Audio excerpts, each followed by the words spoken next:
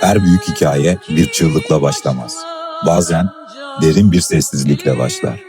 Ve bu hikaye bir çöküşle başladı.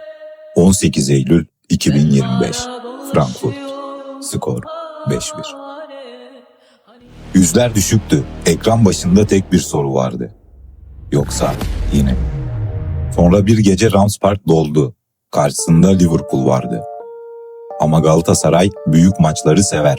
Arkasında binlerce inanan, karşısında bir dev. Kimileri umutsuzdu, kimileri çılgın. Ve o an Galatasaray aldı eline kalemi ve hikayeyi yazmaya başladı. Şampiyonlar Ligi'nin asi çocuğu Bodo düştü. Ligin şairi Ajax sustu. Artık sahada bir takım yoktu, bir irade vardı. Galatasaray artık oynayan değil, oynatan takım. Ve o hikayenin ortasında bir isim vardı. Victor Osimhen.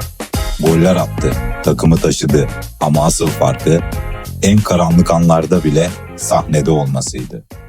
Sonra Juventus gecesi geldi. İlk yarı bitti. Galatasaray gerideydi. Ve stat bir anlığına sustu. Ama sadece bir anlığına. Çünkü ikinci yarı bir geri dönüş değil, bir isyandı. Ve o gece sadece bir maç kazanılmadı. Bir sınır aşıldı. Rövanş Torino. 3 gol yendi. Her şey sıfırlandı. Ve futbol bir kez daha acımasız yüzünü gösterdi. Ama o an yine Osimhen çıktı sahneye. Bir gol, bir sezonu daha değiştirdi. Galatasaray yıllar sonra yeniden Avrupa'nın en iyileri arasındaydı. Ve bu sadece bir başarı değildi. Bir hatırlatmaydı. Biz buradayız hatırlatması. Ve Anfield, futbolun en acımasız sahnelerinden biri.